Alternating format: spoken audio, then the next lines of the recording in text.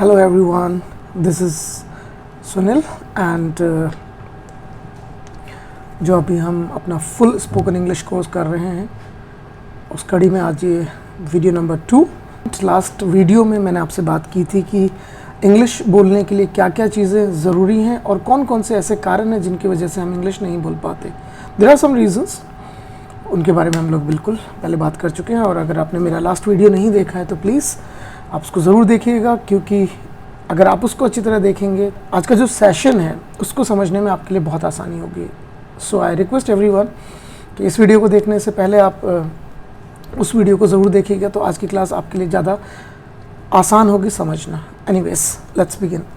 और जस्ट हम अगर पिछले सेशन को रिकॉल करें अपना, तो लास्ट क्लास में हम लोगों ने बात की थी कि दुनिया की किसी भी भाषा को बोलने के लिए, समझने के लिए, लिखने के लिए बहुत इंपॉर्टेंट जो दो चीज़ें होती हैं वो होती हैं उसकी वोकैबुलरी, उसकी वर्ड पावर और साथ में उसकी ग्रामर। ठीक है, जहाँ तक मैं ग्रामर की बात कर रहा था लास्ट क्लास में, तो मेरा जो ग्रामर को सिखाने का जो तरीका है that is practical grammar. Not, मैं थोड़े किताबों का यूज़ नहीं करूँगा, मैं प्रैक्टिकल ग्रामर के बारे में बात करूँगा। जहाँ तक वोकैबुलरी की बात करें, as far as word power is concerned, so उसमें मैंने आपसे बात की थी कि वो हज़ारों शब्द हैं, उन्हें आप टाइम टू टाइम याद करते चले। नए नए वर्ड्स डेली आप एक हैबिट डेवलप कर सकते हैं। If you are serious about learning English, daily at least आपकी वोकैबुलरी बैंक में 5 to 10 नए शब्द आपके लाइफ में ऐड होने चाहिए। फाइन। नाउ अगर हम बात करें सेंटेंसेस के बारे में, जैसे मैंने बात किया इंग्लिश बोलने के लिए क्या चाहिए, वोकैबुलरी, वर्ड पावर, और साथ साथ में उन शब्दों को पिरोने के लिए, एक सेंटेंस फॉर्म करने के लिए हमें चाहिए होती है ग्रामर। तो जब हम कोई सेंटेंस बनाते हैं, अगर मैं एक सिंपल से इंसान के शब्दों में बात करूं और मैं कहूं कि अगर आपको एक सेंटेंस बनाना है तो दो तरह के सेंटेंसेस होंगे। एक वो सेंटेंसेस जिसमें हम एक्शन वर्ड यूज़ करते हैं, जिसमें कोई ना कोई क्रिया, कोई ना कोई काम के बारे में बात चल रही होती है। दूसरे वो सेंटेंसेस होते हैं जिनमें किसी न किसी क्रिया के बारे में बात नहीं हो रही। उस तरह के सेंटेंसेस हम आने वाले कुछ सेशंस के बाद शुरू करेंगे, बिकॉज उनको सीखना पीस ऑफ केक है। ये मैंने आपके साथ पिछले सेशन में डिस्कस किया हुआ है कि कोई भी चीज़, कोई भी काम अगर आपके लिए बहुत आसान है, जिसके लिए आपके पास ऑलरेडी एक वर्ड है ईजी, आप उसे रिप्लेस कर दीजिए इस बहुत खूबसूरत तरीके से। आप इस एक्सप्रेशन को यूज़ करिए जहाँ पे आप बोलते हैं पीस ऑफ केक। यहाँ पे केक का मतलब ऑफ कोर्स खाने वाले एक डिश का नाम नहीं है। यहाँ पे बात है एक एक्सप्रेशन की इंग्लिश के अंदर कि a piece of cake means कोई चीज़ जो बहुत आसान है। वेल, सो आप ये बोल सकते हैं। अच्छा, इसी के अलावा जब चीज़ें मुश्किल हो जाती हैं और बहुत ज़्यादा मुश्किल हो जाती हैं तो फिर इंग्लिश में बोलते हैं hard nut to crack. Hard nut to crack means Hindi में बोलते हैं नाक को चने चबाना, यानी कि काम मुश्किल है ना, चने जो हैं वो नाक से नहीं चबाए जाते, मुश्किल हो जाएगा। ऐसे इंग्लिश में बना हार्ड नट टू क्रैक। तो जब भी आपको अपनी, मैं ये नहीं कहूँगा दुनिया के बारे में बात करिए, अपनी रियल लाइफ को देखिए। जब आपको ऐसा लगता है कि कोई काम करना आपके लिए बहुत आसान है तो उस सिचुएशन में यूज़ करिए it's a piece of cake. और अगर आपके लिए कोई काम करना बहुत मुश्किल है तो आप वहाँ पे यूज़ कर सकते हो it's a hard nut to crack. Action जो होता है उसकी हमेशा 3 फॉर्म्स होना मस्ट है, यानी कि बहुत ज़रूरी। अगर उसकी 3 फॉर्म्स नहीं है तो फिर वो एक्शन वर्ड नहीं है, फिर वो नॉन एक्शन वर्ड आ जाता है। सो एक्शन का मीन्स 3 फॉर्म्स होना मस्ट। दूसरा रूल, एक्शंस 2 टाइप के होंगे, एक रेगुलर एक्शंस और एक इरेगुलर एक्शंस। रेगुलर एक्शंस जो होते हैं उनकी सेकंड थर्ड फॉर्म बनाना पीस ऑफ केक, बहुत आसान। आप उस एक्शन की फर्स्ट फॉर्म लो, उसके सेकंड थर्ड फॉर्म में लास्ट में ईडी लगा दीजिए तो उसकी सेकंड एंड थर्ड फॉर्म बन जाती है। तो कैसा लगा? बहुत आसान, पीस ऑफ केक। और अगर आपको ऐसा लगता है कि उनकी second third form, yes, English कहती है कि इरेगुलर एक्शंस वो कहलाते हैं जिनकी सेकंड थर्ड फॉर्म में ईडी नहीं लगता, वो इरेगुलर एक्शंस हो जाते हैं। ऑफ कोर्स कुछ वर्ड्स के बारे में जल्दी से रिकॉल कर लेते हैं, क्योंकि आज के नए शब्द जो हैं में भी हो सकता है आप में से कुछ लोगों को इन शब्दों के मीनिंग्स ऑलरेडी आते होंगे, इनकी फॉर्म्स भी अगर आपको आती हैं तो मैं आपसे सिर्फ ये कहूँगा नथिंग लाइक इट। इससे बढ़कर और क्या होगा अगर आपको पहले से पता है। सो पहला वर्ड जो है, कोई भी चीज़ हम किसी को दे रहे हैं तो गिव वर्ड सबसे कॉमन यूज़ होता है, give. Second form is give and third form is given. ऐसे ही अगर जब हम किसी से कुछ लेते हैं तो नॉर्मली हम करते हैं टेक, सेकेंड फॉर्म यूज़ होती है टुक और थर्ड फॉर्म होती है इसकी टेकन। आप ये भी बोल सकते हैं कि सर लेने को तो रिसीव भी बोलते हैं, ऑफ कोर्स आप रिसीव भी बोल सकते हैं। और रिसीव वर्ड जो है वो रेगुलर है, उसकी सेकंड थर्ड फॉर्म अगर मैं ना भी बनाऊँ ना भी बताऊँ तो भी आप आराम से खुद अपने आप से बना सकते हैं, क्योंकि आपको पता है कि ये रेगुलर एक्शन है। रिसीव की सेकंड फॉर्म हो जाएगी रिसीव्ड एंड थर्ड फॉर्म हो जाएगी रिसीव्ड। तो रिसीव, रिसीव्ड, रिसीव्ड। लेकिन टेक की सेकंड फॉर्म टेक्ड नहीं है। टेक, टुक, टेकन, गिव, गेव, गिवन। सी देखने को बोलते हैं इंग्लिश में ना ज़्यादातर। तो सी, सॉ, सीन। आने वाले टाइम पे जैसे जैसे कोर्स आगे बढ़ेगा, अभी हम बिल्कुल बेसिक से शुरू कर रहे हैं, पर जब ये इंटरमीडिएट लेवल पे होगा, एडवांस में होगा, तो फिर आपको ये पता चलेगा कि सी वर्ड जो होता है, जिन्हें ज़्यादातर लोग सिर्फ एक ही मतलब से जानते हैं कि सी मतलब देखना, आपको ये पता चलेगा कि सी के बहुत सारे मीनिंग्स होते हैं। तो एक्शन जो होते हैं कई बार उनके मल्टीपल मीनिंग्स हो सकते हैं। तो इस चीज़ के लिए अपने आप को हमेशा ओपन रखिएगा। फाइन, अभी हम सिर्फ देखने के बारे में बात करें कि सी सेकंड फॉर्म है सॉ एंड थर्ड फॉर्म है सीन। क्लियर? नाउ जब हम कहीं बैठते हैं तो हम करते हैं सिट। सेकंड फॉर्म होती है सैट, थर्ड फॉर्म होती है सैट। ये ध्यान रखिएगा।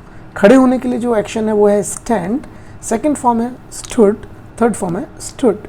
ऐसे ही जब इंसान लेटता है तो कई लोगों को गलत फहमी होती है कि हम मान के चलते हैं कि लेटने को बोलते हैं स्लीप। स्लीप मतलब नींद में होता है इंसान जब वो सोता है। तो सोने के लिए एक्शन स्लीप है। Sleep second form slapped, third form slapped. Irregular action, ED नहीं लगा इसकी सेकंड एंड थर्ड फॉर्म में। हम बात कर रहे थे लेटने की, तो लेटने के लिए वर्ड जो यूज होता है वो है लाई।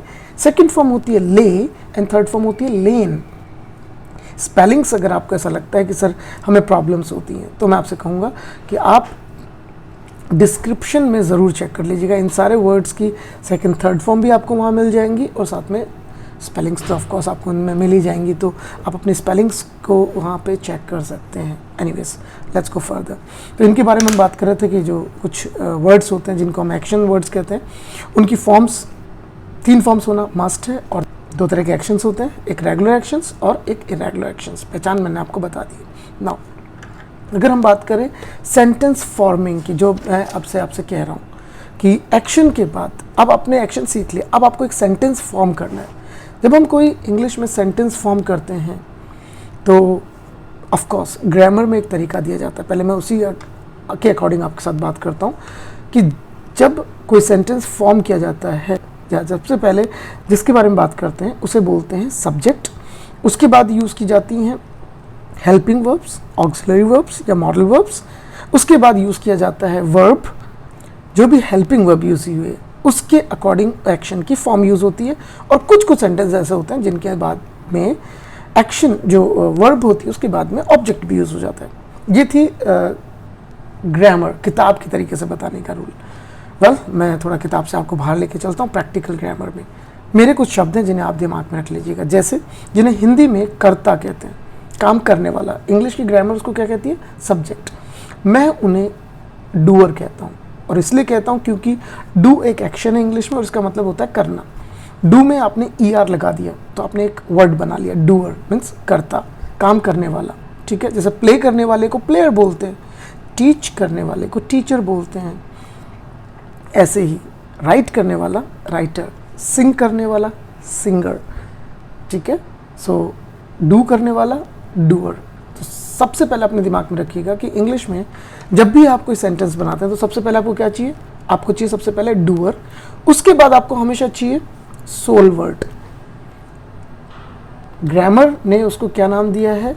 Helping verb, auxiliary verbs and modal verbs. ये ग्रामर कहती है। मैंने उसका नाम थोड़ा सा चेंज करके अपने शब्दों में उसका नाम दिया सोल वर्ड। क्यों नाम दिया इसका soul word? Because soul, SOUL, इसको हिंदी में आत्मा कहते हैं। और जो आपको दिखाई दे रहा है ये बॉडी है, आत्मा दिखाई नहीं देती। सोल वर्ड जो है वो ये डिसाइड करता है कि आप कब की बात कर रहे हैं। जब आप टेंसेस सीखते हैं, जैसे मुझे बहुत लोग बोलते हैं सर टेंसेस हमें आते हैं, बिल्कुल आते हैं, आपने बहुत अच्छी स्टडी कर रखी है, आई एग्रीड। बट प्रैक्टिकल रूप में बात करें ना, सोल वर्ड क्या करेगा? सोल वर्ड ये डिसाइड करेगा हम बात कब की कर रहे हैं, और आने वाले टाइम पे आपको इनके बारे में बता दूंगा। और जब सोल वर्ड यूज होता है उसके बाद जो तीसरा वर्ड यूज होता है उसको मैं बोलता हूँ एक्शन, मतलब क्रिया, एक्शन वर्ड। तो आप वर्ब बोलें, एक्शन बोलें, एक्शन वर्ड बोलें, सबका मीनिंग एक ही है, मतलब कोई भी ना कोई काम। और उसकी फॉर्म किस पे डिपेंड करेगी? हमेशा सोल वर्ड पे। इसका थोड़ा सा ध्यान रखिएगा। और सोल वर्ड किस पे डिपेंड करेगा? हमेशा डूअर पे। अब बात करते हैं डूअर्स कौन होते हैं। Doers means 7। मैं अगर कहूँ अपने शब्दों में तो मैंने इनको सिर्फ 7 माना है। ये कौन? आई, यू, वी और दे। आप भी अपने राइट हैंड को मेरे साथ लेकर बात करना शुरू कर दीजिए। राइट हैंड की पहली फिंगर का नाम अगर हम चाहें आज से प्रैक्टिस करना तो बिल्कुल करते हैं। ये जो राइट हैंड की पहली फिंगर है इसको बोलेंगे आई, दूसरी वाली फिंगर को बोलेंगे यू, ये वी और ये दे। हिंदी बिल्कुल नहीं देखेंगे। आई मतलब मैं, यू मतलब तुम, आप या तू, और वी मतलब हम, और दे मतलब वे। हिंदी का ट्रांसलेशन नहीं। पिछले सेशन में क्या बताया है? वर्ड टू वर्ड हिंदी का ट्रांसलेशन करने वाले लोग कभी भी फ्लुएंट इंग्लिश नहीं बोल पाते और कहीं ना कहीं अटक जाते हैं। आप क्या चाहते हैं अपनी लाइफ में वो खुद आप डिसाइड कर लीजिए। The ball is in your court. Word to word translate मत करिए। समझिए कि आई का मतलब बिल्कुल आप मेरे साथ में हैं। मैं एक्सप्लेन करूंगा कि आई कब यूज़ करते हैं, यू कब है और वी कब है और दे कब है। अगर आपको इनके पहले से मीनिंग्स पता है, nothing like it. Left hand की पहली फिंगर का नाम होगा शी, सेकंड का नाम है ही और थर्ड फिंगर का नाम है इट। फाइन, शी, ही और इट।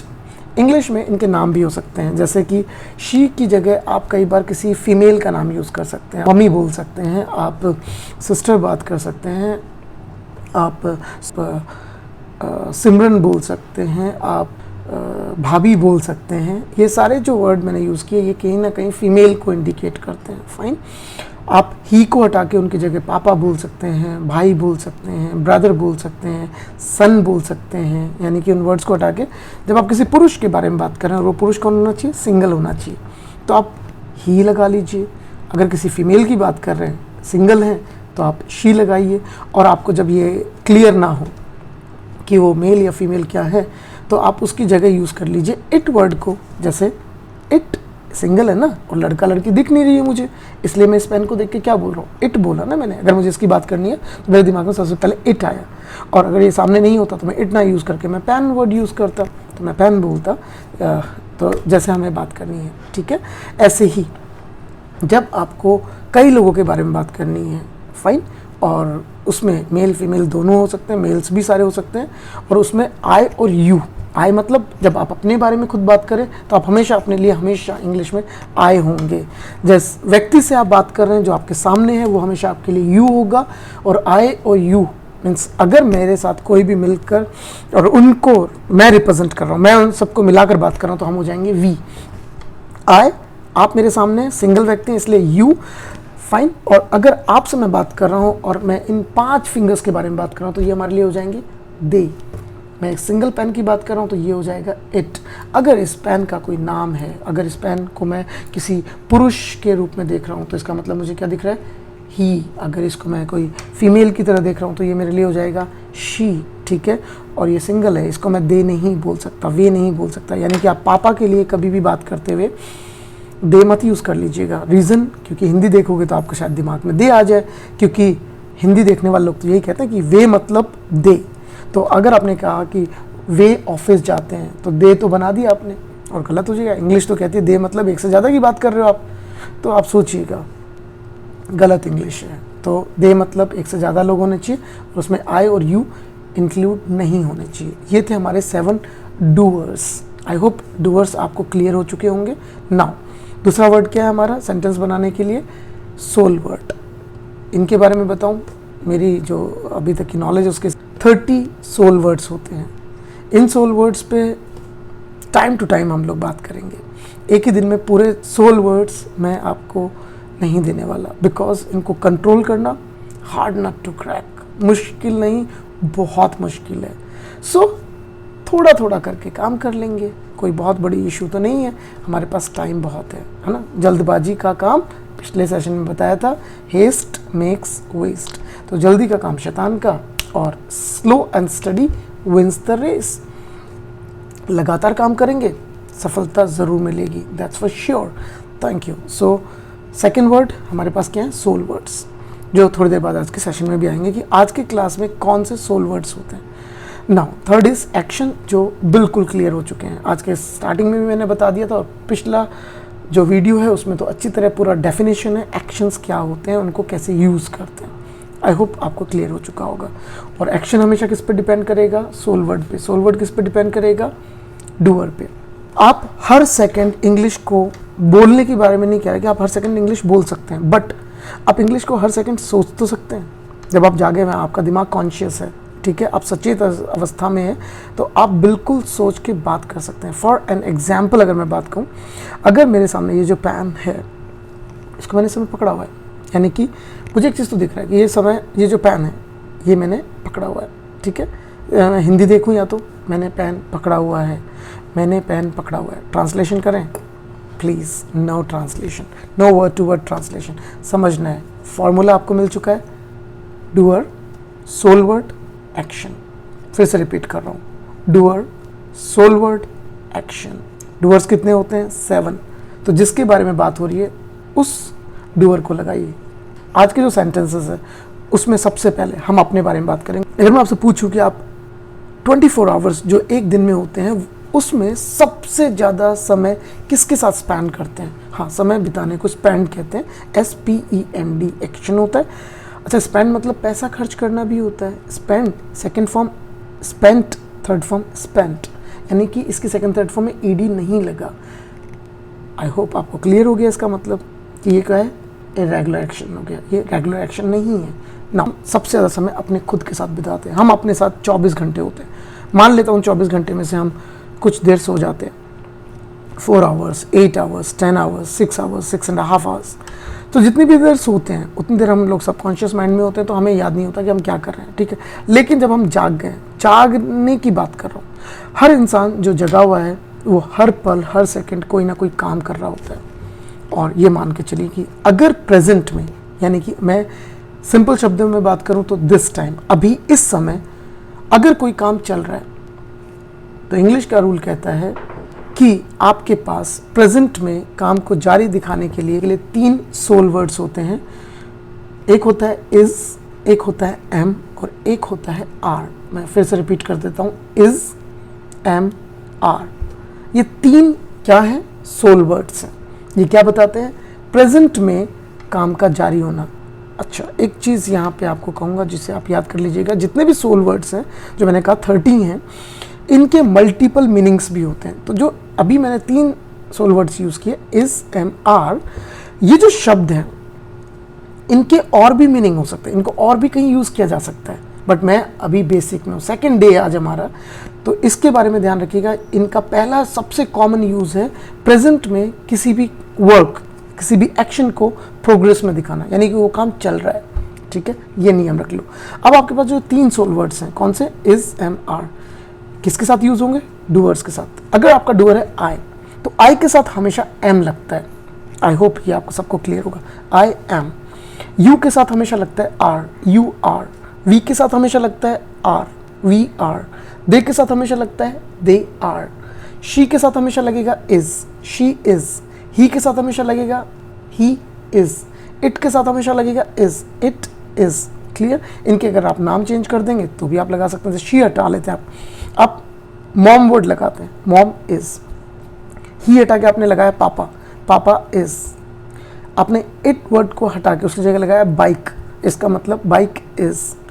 बाकी सेंटेंस बनाते हैं, फाइन। सो आपने कम से कम इतना कंट्रोल कर लिया, I am, you are, we are, they are, she is, he is, it is, mummy is, papa is, bike is.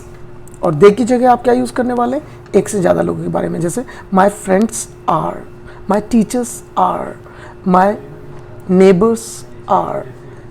ठीक, नेबर्स मतलब पड़ोसी, फ्रेंड्स मतलब हमारे दोस्त। क्लियर? सो ये जो शब्द थे ये क्या है? हमारे डूअर्स। इसके अलावा 3 जो शब्द यूज़ किए, इज, एम, आर, ये क्या है? हमारे सोल वर्ड्स। अब हमें क्या लगाना? तीसरा शब्द सेंटेंस कंप्लीट करने के लिए, एक्शन वर्ड। जब भी आप कभी इज, एम और आर सोल वर्ड्स यूज़ करते हैं तो नियम कहता है कि इनके बाद आने वाला जो भी एक्शन है, जो इस काम को आप प्रोग्रेस में दिखाना चाहते हैं, होता हुआ दिखाना चाहते हैं, उन कामों की फर्स्ट फॉर्म में, उन एक्शंस की फर्स्ट फॉर्म में हमेशा ING लग जाएगा। ING। जब आप इसको मिला के प्रोनाउंस करेंगे तो इसका साउंड होगा इंग। एक्शन में इंग लगाने से पूरा शब्द बन जाएगा एक्शनिंग। अब आप एक्शन हटा दीजिए और जो काम चल रहा है उस एक्शन की फर्स्ट फॉर्म लगा दीजिए। फॉर एन एग्जाम्पल, इस समय आपको पता ही है पढ़ाने को इंग्लिश में टीच कहते हैं। एक्शन की फर्स्ट फॉर्म मिली आपको, बार बार फर्स्ट डे से क्या रिपीट कर रहा हूँ, जब एक्शन मिलेगा आपको तो उसी समय, उसी पर्टिकुलर टाइम पे आपको उसकी सेकंड एंड थर्ड फॉर्म को अपने आप को रिकॉल करवाना है। क्या? टीच, टॉट, टॉट, ये 3 फॉर्म्स होंगे। Teach, taught, taught. सो ये फॉर्म्स हो गई। नाउ क्या करना है, अब हमें यूज़ करना है। अब हमें फॉर्म्स के ऊपर नहीं, किस पे जाना है? काम के जारी होने पे। आई एम टीचिंग, हिंदी मत देखिएगा, मैं पढ़ा रहा हूँ, मैंने बोला अभी तक नहीं ना। सो आपको भी ये काम नहीं करना, हिंदी नहीं देखनी है हर शब्द में मैं झाड़ू लगा रहा हूँ, इसकी हिंदी क्या होगी, बिल्कुल मत करिए प्लीज़। इसको इंग्लिश में कहते हैं डिग योर ओन ग्रेव। मीन्स आप अपने पैरों पे खुद कुल्हाड़ी मार रहे हैं, आप अपना नुकसान खुद कर रहे हैं। डिग मतलब खुदाई करना, ग्रेव मतलब होती है कब्र, तो आप अपनी खुद की कब्र खोद रहे हैं, यानी कि खुद का खुद नुकसान कर रहे हैं। Don't dig your own grave, यानी कि आप इस सिचुएशन को समझिए कि जब भी आपके सामने कोई भी ऐसा इंसान हो जो अपने हाथों से खुद अपना नुकसान कर रहा है, तो आप उसको रियल लाइफ में बोलिएगा don't dig your own grave. जैसे मैं भी आपको बोल रहा हूँ don't dig your own grave. Hindi मत देखिए, मैं जा रहा हूँ, आई एम गोइंग, बिल्कुल मत करिए ये काम। मैं झाड़ू लगा रहा हूँ, मैं झाड़ू लगा रहा हूँ, ना काम चल रहा है आपके साथ। आपको क्या याद करना है? पहली चीज़ आपको हर बार मालूम है ना, आपके साथ जब भी काम चलेगा आपको 2 शब्द हैं, इनके लिए कभी ट्रांसलेट मत करिए, आई और एम ज़रूर लगाना है। एक चीज़ और बता देता हूँ, आप में से अधिकतर लोगों में से कई बार सुना है, कई लोग बोलते हैं sir I am from Hindi medium, तो हम कैसे समझ पाएंगे? आप Hindi medium, English medium, Australia के हैं, इंग्लैंड के हैं, अमेरिकन है, साउथ इंडियन है, नॉर्थ इंडियन है, कहीं के भी हैं आप, दुनिया का हर इंसान यही 2 शब्द बोलता है, आई एम, दैट्स इट। सो अपने आप को क्यों आप अपने आप को कमज़ोर बनाना चाह रहे हैं कि हिंदी मीडियम से हैं सर? ना, लिव इट, लेट बायगोन्स बी बायगोन्स, जो बीत गया उसको जाने दीजिए। बात अभी से करते हैं, काम चल रहा है अपने साथ, आई एम 2 शब्द हैं, कोई मुश्किल काम है? Piece of cake, I am. क्या करना है अब? एक्शन में आईएनजी लगाना है। अब एक्शन को ढूंढिए। दिक्कत क्या होगी आपके साथ? अधिकतर ये हो जाएगा कि आपको उस एक्शन, जो भी हिंदी का वर्ड जिसको जानते हैं आप, उसकी इंग्लिश नहीं आती आपको। कई बार मैं आपसे कहूँगा डोंट वरी, चिंता बिल्कुल मत करिए, आपको एक बहुत अच्छा तरीका देता हूँ, थोड़ा सा फ़नी लगेगा बट बहुत ही कारगर तरीका है, आप इसको फॉलो करिएगा, ठीक है? आई एम, ये 2 तो आगे सेंटेंस बोलना। झाड़ू लगाने की इंग्लिश नहीं आती, हिंदी तो आती है। आई एम झाड़ू लगाइंग। क्या किया मैंने झाड़ू लगाने में आईएनजी लगा दिया। ये तो पता है ना कि एम के साथ आईएनजी लगाना है, ये इंपॉर्टेंट है, इसकी आदत डाल लीजिए। आई एम झाड़ू लगाइंग। आप कहोगे सर ऐसे में कोई अंग्रेजी सिखाएगा? मैं कहता हूँ सीख जाओगे, यूँ सीख जाओगे, बिल्कुल करिए तो मेरे तरीक़े को फॉलो, जो 18 साल से इतने सारे लोगों के साथ किया है।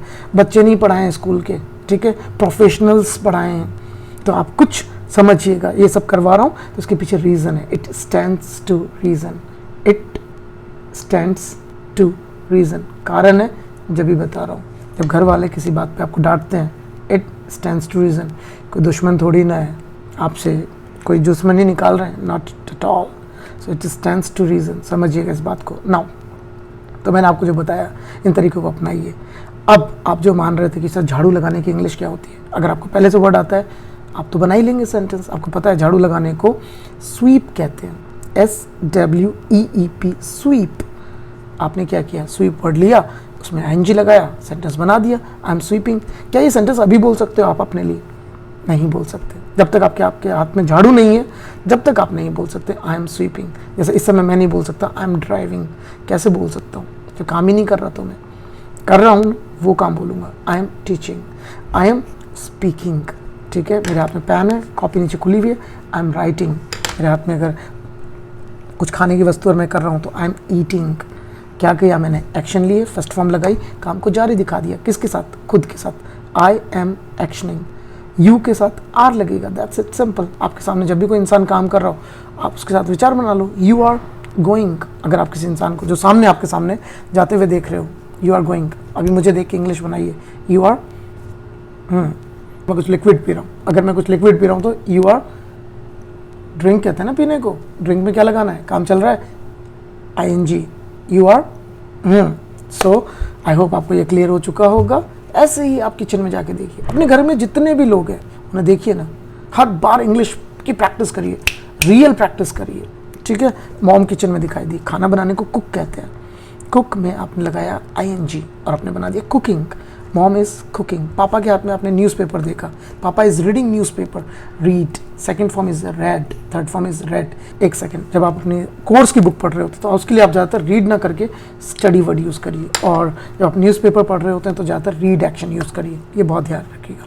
कुक एक्शन, रेगुलर एक्शन, इसके लिए मैंने आपको इसकी सेकंड थर्ड फॉर्म नहीं बताई, आपको पता है कुक की सेकंड थर्ड फॉर्म कैसे बनेगी, ईडी लगा के, कुक, कुक्ड, कुक्ड, है ना इंग्लिश, क्या, piece of cake, thank you. So mom को क्या कहा, मॉम इज़ कुकिंग, पापा के हाथ में न्यूज़पेपर, पापा is reading newspaper.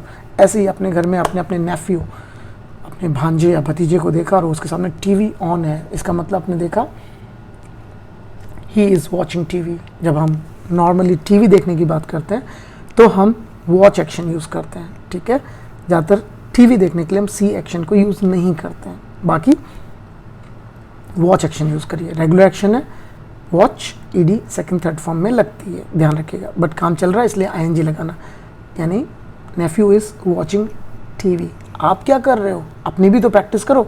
I am झाड़ू लगाइंग, या फिर I am sweeping. Thank you so much. I hope ये जो सेशन था वो आपको क्लियर हो चुका होगा। Just giving a brief recall. आज जो हमने बात की, सेंटेंस फॉर्म करने के लिए हमें 3 चीज़ चाहिए, डूअर, सोल वर्ड, एक्शन।